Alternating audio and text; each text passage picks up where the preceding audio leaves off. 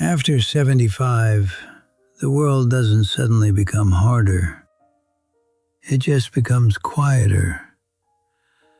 And one day you realize no one ever warned you about that silence. You wake up early, not because you have to, but because sleep doesn't stay as long as it used to. The house is still. The air feels different in the mornings. You sit on the edge of your bed for a moment, letting your feet touch the floor, waiting for your body to catch up with your mind. It was a time when mornings were loud. Children running through the hallway, someone calling your name from the kitchen, the sound of doors opening, plates clinking, radios playing in the background. Now it's just the hum of the refrigerator and the ticking of a clock on the wall. And no one really prepares you for that. No one sits you down when you're younger and says, one day life will grow very quiet and you'll have to learn how to live inside that silence. Because after 75, life changes in ways people don't talk about. Not just your body, but your world. The first thing you notice is a silence. The phone doesn't ring as often. At first, you don't think much of it. People are busy. They have jobs, families, responsibilities. You understand that. You've lived that life yourself. But weeks pass, then months, and the calls go shorter. The visits become less frequent. The holidays feel different. You start to notice empty chairs at the table. Friends you used to laugh with are no longer around. Some moved away. Some got sick. Some simply didn't wake up one morning. And slowly, your world becomes smaller. Not because you wanted to, but because that's what time does. It gently takes things away, one by one, until you look around and realize how much has changed. No one warns you about how quiet life becomes. The second thing no one tells you about after 75 is how independence begins to slip away. It doesn't happen overnight. It starts with small things. You walk a little slower. You hold the railing on the stairs. You ask someone else to carry the groceries. At first it feels temporary, just a bad week, a stiff knee, a sore back.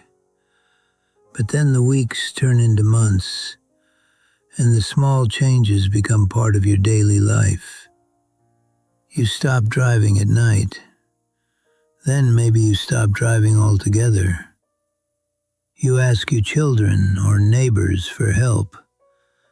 And every time you do, a small part of you feels different. Not useless, not helpless, but changed. Because for most of your life, you were the one people depended on. You fixed the broken things. You carried the heavy bags.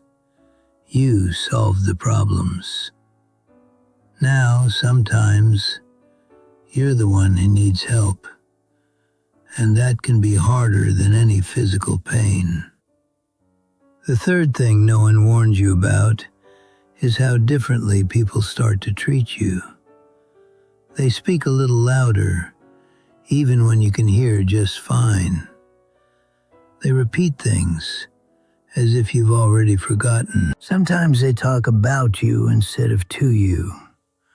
You're sitting right there, but decisions get made around you. What should we do with the house? Maybe it's time for them to move.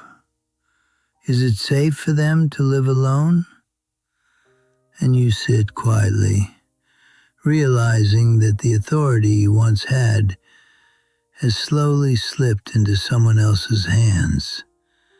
You become less central, less consulted, sometimes almost invisible.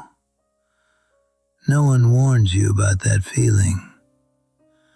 The fourth thing is how time itself begins to feel different. When you were younger, the days were too short.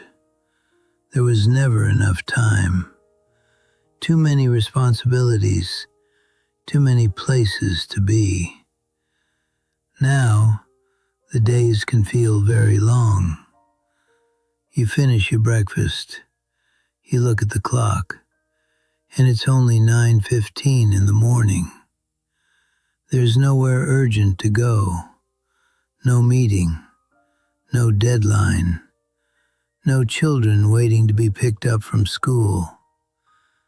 And yet, the years pass faster than ever. You blink, and it's already winter again. Another birthday comes and goes. Another friend's name is spoken at a funeral.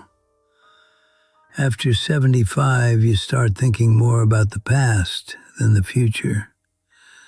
Not because you want to, but because the past is where most of your life lives now. You remember old houses, old jobs, old conversations, faces you haven't seen in decades. Some memories make you smile. Others sit heavy on your chest. Regrets become clearer with age. The calls you didn't make, the trips you postponed, the people you thought would always be there. No one warned you how loud those memories can become in a quiet house. But there is something else that happens after 75. Something no one warned you about, but in a different way. You begin to understand the value of small things. A warm cup of tea in the morning, sunlight coming through the window, the sound of a familiar voice on the phone, a grandchild's laughter, a neighbor waving from across the street, a bird landing on the fence outside your window. Things that once felt ordinary now feel like gifts. You stop chasing big dreams, not because you've given up, but because you've learned something important. Life was never about the big moments. It was always about these small ones. The conversations at the dinner table, the quiet walks, the ordinary afternoons. After 75, your priorities become very clear. Love matters more than success. Time matters more than money. Presence matters more than perfection. And if you're lucky, you begin to live differently. You speak more gently. You forgive more easily. You say, "I love you," more often, because you know deep down that time is no longer something you can take for granted. And here's the truth. Even after 75, life still has meaning. It still has warmth. It still has beauty. As long as there's someone to talk to, someone to sit beside, someone who remembers your name and smiles when they see you.